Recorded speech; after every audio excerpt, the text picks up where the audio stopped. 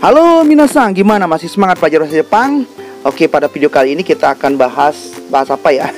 Ini udah ada ya, dasar-dasar bahasa Jepang, pengetahuan keperawatan bagi tenaga caregiver. Mungkin perawat ya. Perawat yang kita itu, yang dimaksud itu bukan perawat kayak di sini ya. Ada asistennya dokter kayak gitu ya. Enggak, ini untuk perawat lebih spesialis ke panti-panti jompo kayak gitu, merawat kayak gitu gitulah ya. Oke, tanpa basa-basi yuk kita bahas ya, unboxing buku keperawatan ya. Ichini-san, let's go. Nah, ini dari buku, judul bukunya kayak gini. Kemudian penerbitnya ini Gakusudo ya, ini penerbitnya. Nah, ini kalau harga dibilang gitu ya, harganya sekitar 89.000 ya. Oke, ini yang ada di dalamnya berdasarkan jenis buku ya. Jenis buku ada pelajaran dan latihan gitu ya. Oke, seperti apa dalamnya? Yuk kita langsung buka ya. Sudah ada yang ini bukunya masih baru ya, belum dapat buka.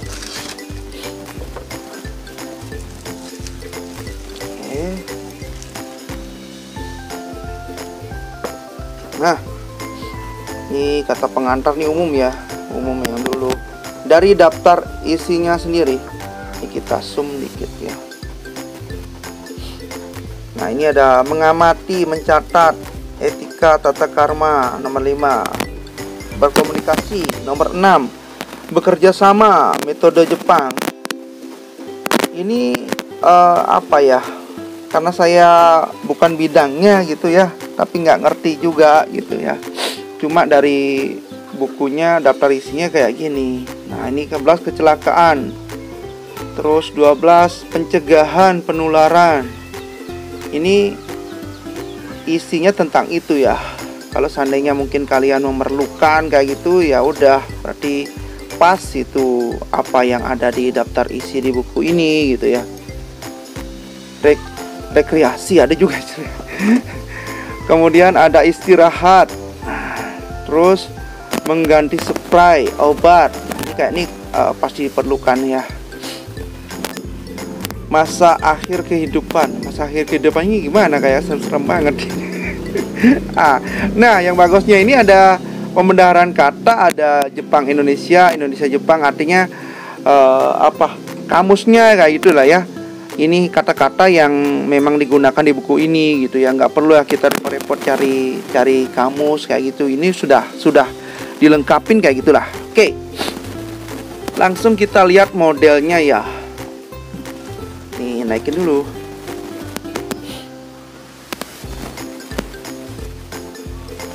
Ini kayak gini nih. Nah, ini udah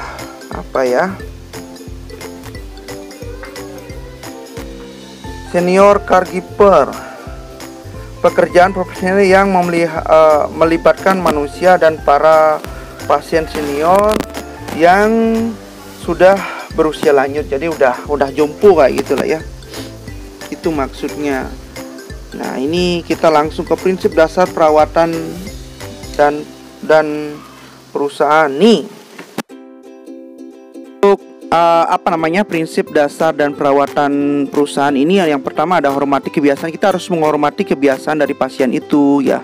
Mungkin perlu mencatat juga apa sih kebiasaannya dia. Terus bantu pasien itu untuk mencapai kemandirian dalam kehidupan. Kita juga walaupun sebenarnya udah kayak anak kecil lagi gitulah ya, kita harus bantu dia untuk mandiri. Jaga keamanan dan privasi. Nah, jangan sampai privasinya itu tersebar kayak gitu ya.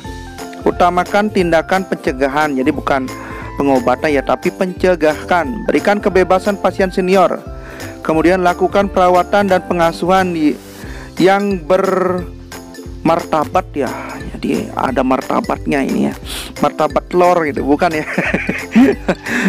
Dukunglah pasien senior untuk biasa menjalankan kehidupan masyarakat. Nah, jadi mungkin akan ada sosialisasi lagi, atau bersosialisasi dengan sama-sama penghuni yang di sana kayak gitu ya. Temukan dengan cepat kelainan kondisi fisik. Nah ini kalau seandainya ada kelainan atau perubahan, kita harus cepat laporannya ya. Bekerja sama dan komunikasikan dengan tim bekerja. Nah ini kan ada yang shift pagi, ada shift malam ya. Kadang-kadang ada juga shift peralihan kayak gitu ya. Itu kita harus kerjasama dengan baik lah. Kalau ini tadi tuh kayak gini, ada sakit kayak gini nih dia gitu ya. Kita juga infokan ulang kayak gitu. Nah, ini ada suara lato-lato ini. Siapa yang suka lato-lato ini? Oke. Nah, berikutnya ini ada jadwal ya. Tapi ini dalam bahasa Indonesia. Nanti kalau seandainya mau bahasa Jepang ya bahasa Jepang sendiri ya. Nah ini seperti apa? Yuk kita lihat yuk. Nah ini jam 7.00 ini ada penggantian shift kayak gitu ya. Jadi yang malam diganti dengan yang pagi, mungkin siang gitu ya. Kalau ada 3 shift berarti lain lagi gitu ya. Di jam 8 dia sarapan, terus jam 10 nah ini persiapan sarapan pagi juga ya. Jam 7 itu jadi persiapannya kayak gitu. Terus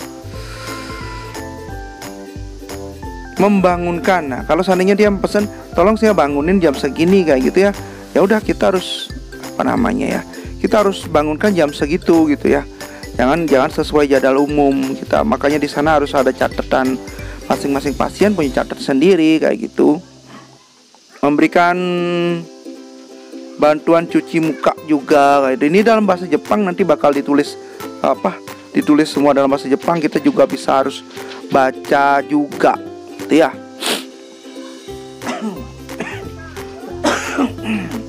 Oke, nah ini kemudian ada sarapan ya, membagikan nampan makan kayak gitu juga ya. Memberikan asupan cairan-cairan itu nggak ngerti saya maksudnya kayak gimana. Mungkin minum mungkin gitu ya. Nah terus persiapan makan siang juga ada ya. Makan siangnya apa, di persiapannya itu mungkin ya masakannya apa, udah kita tinggal siapin ini untuk siapa, ini untuk siapa kayak gitu ya persiapannya ya. Oke, makan siang. Nah makan siang itu ada mungkin pembagian, perawatan kebersihan rongga mulut juga ternyata ya. Ada rekreasi. Nah rekreasi ini ada senam, permainan, hiburan. Nah untuk senam itu senam orang jompo ya, nggak yang keras-keras gitu ya. Terus kalau permainan ini kayaknya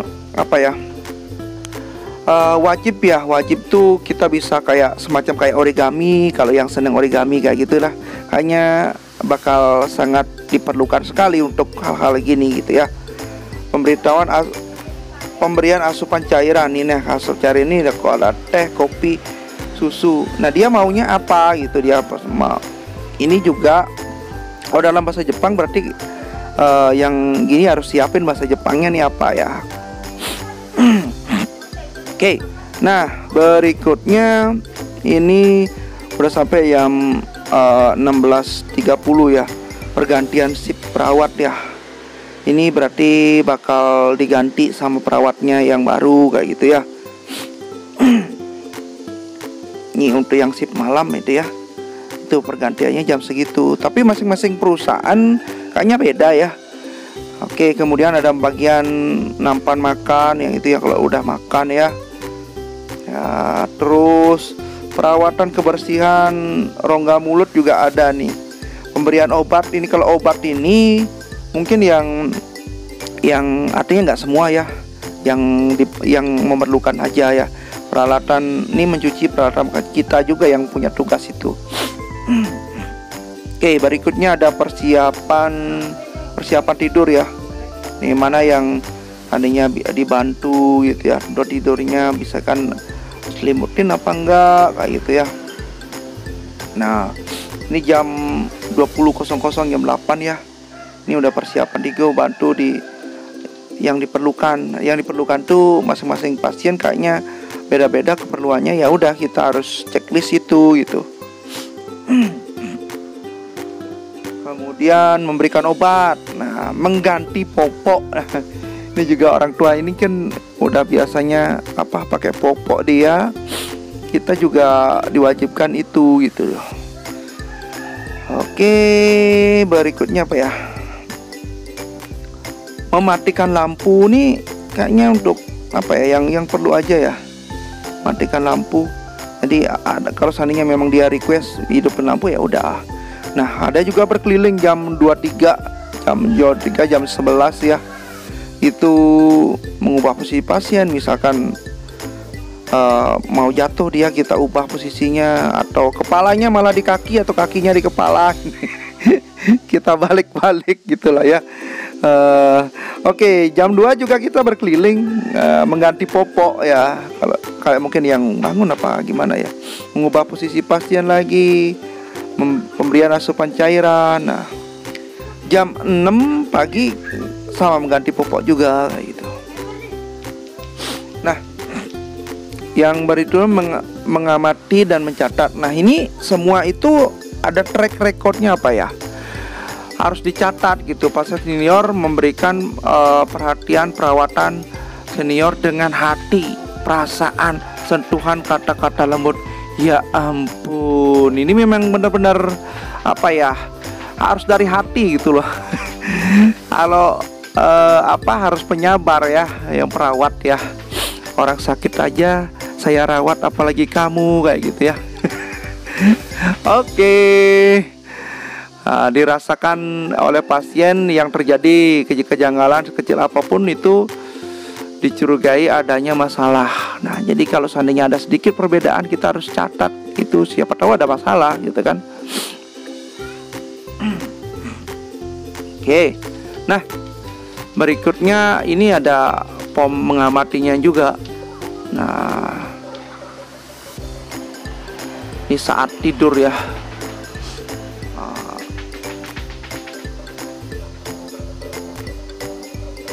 Naikkan dulu nih. Oke, ada suara kentungan juga di sini.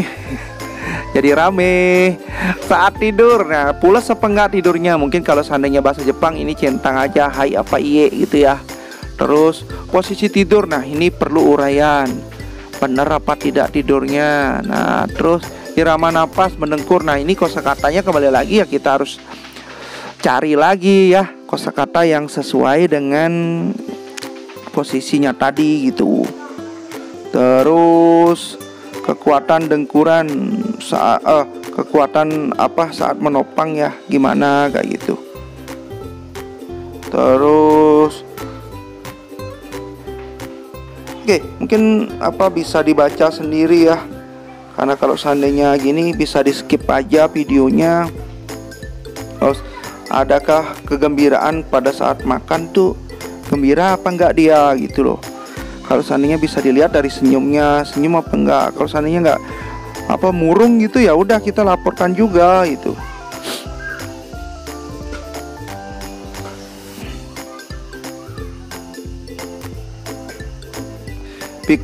Bisakah makan sambil bersosialisasi itu kayak cerita, bisa nggak kita udah temenin itu, bisa nggak dia makan sambil bercerita kayak itu, bisa apa enggak kayak gitu juga.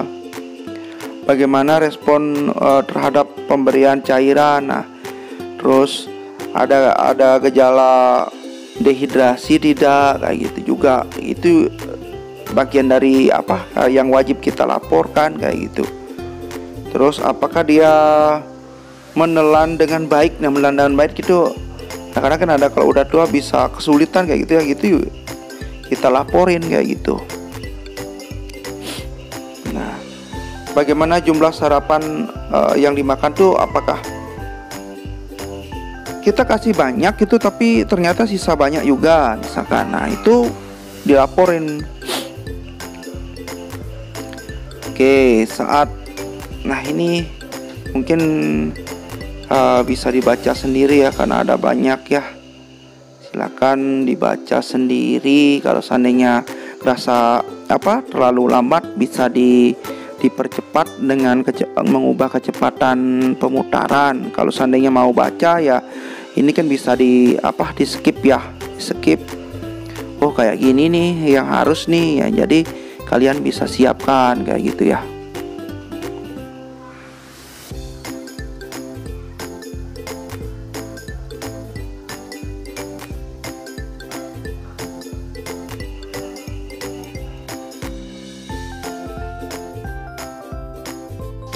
Nah,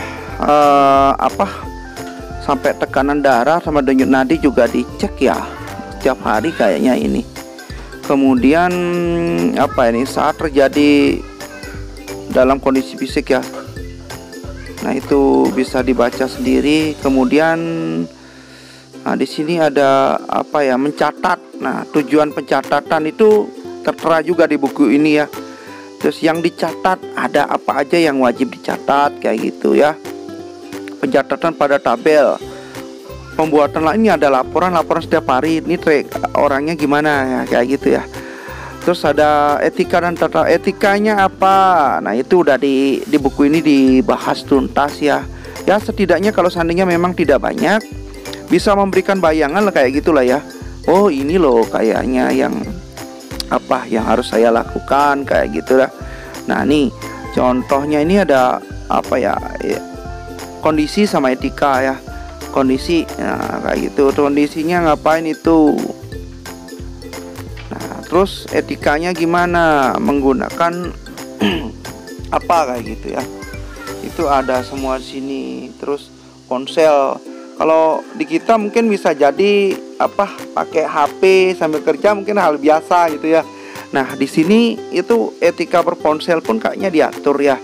Tapi biasanya yang menjadi yang urgen-urgen itu akan dijelaskan di awal. Nah, jangan sampai melanggar hal yang seperti itu biar nggak nanti dipulangkan gitu lah ya. Nah, ini menjaga kebersihan ini juga diatur kayak gitu ya. Apa aja yang harus dijaga tuh. Nah, gitu harus ditaati kayak gitulah ya.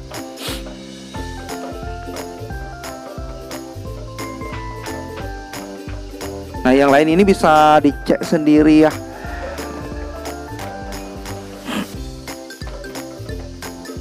Terus ini ada juga melindungi HAM atau hak-haknya apa aja yang harus kita lindungi ya, memberikan pelayanan terbaik. Nah, itu standar biar kalau seandainya perusahaan tempat kalian kerja bagus ya, otomatis akan banyak yang pada jumpa yang kesana kayak gitulah ya.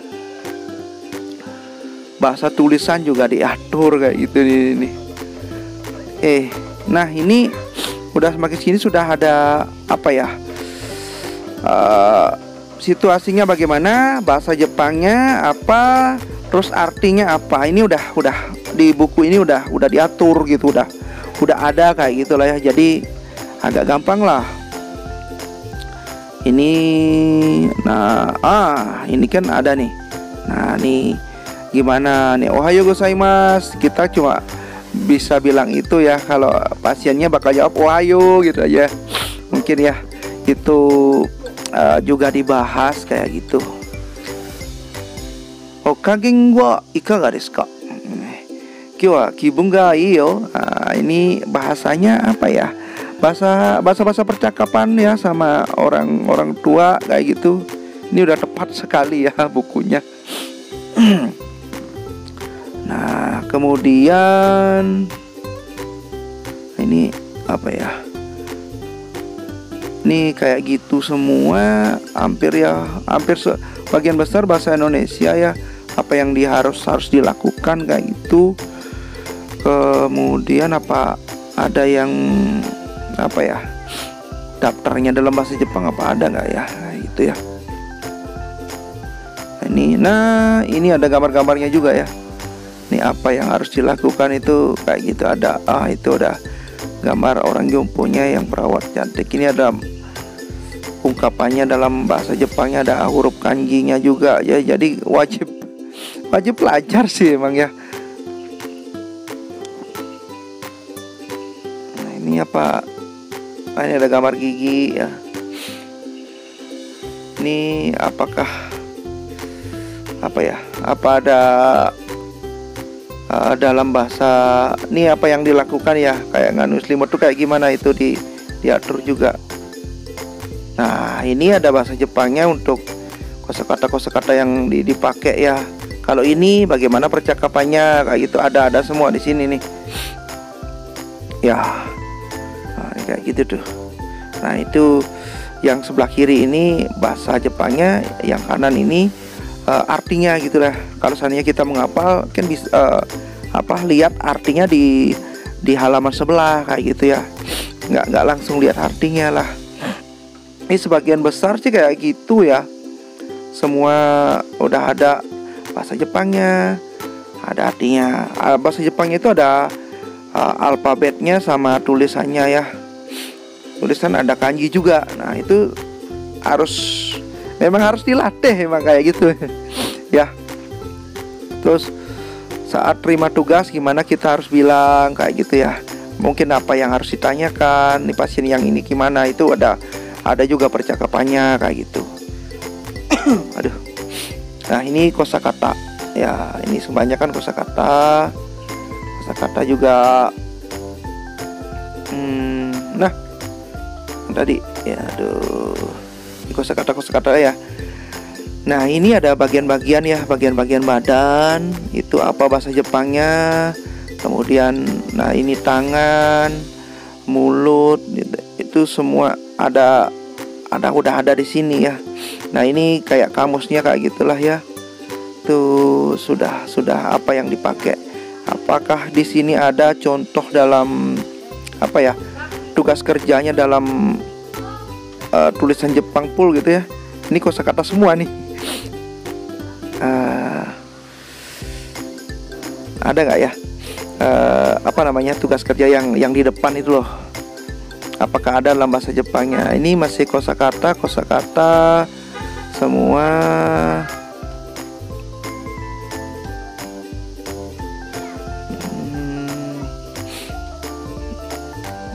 Nggak ada juga, belum ada nih kosakata juga. Nah ini kita balik lagi ya, sampai halaman belakang ya, siapa tahu ada kayak gitu ya. Kalau menurut saya sih, nah ini udah hampir di belakang ini. Ini cuma judul buku saja sama apa CD ya, ada buku-bukunya dia lah. Nah ternyata nggak ada yang apa ya, nah yang kayak gini loh, jadwal kerja kita dalam bahasa Jepang tuh ada nggak gitu? Ternyata nggak ada ya. Menurut saya sih akan lebih lengkap kalau ada itunya. Tapi dengan adanya ini sudah memberikan bayangan apa yang harus dilakukan ketika kita menjadi caregiver gitu ya. Nah kalau seandainya mau ya udah kita terjemahin aja sendiri nih ke dalam bahasa Jepang kan gitu kan, sekaligus melatih ya itu. Nah kayaknya itu saja untuk bahasan kita kali ini ya. Mata aimasyo.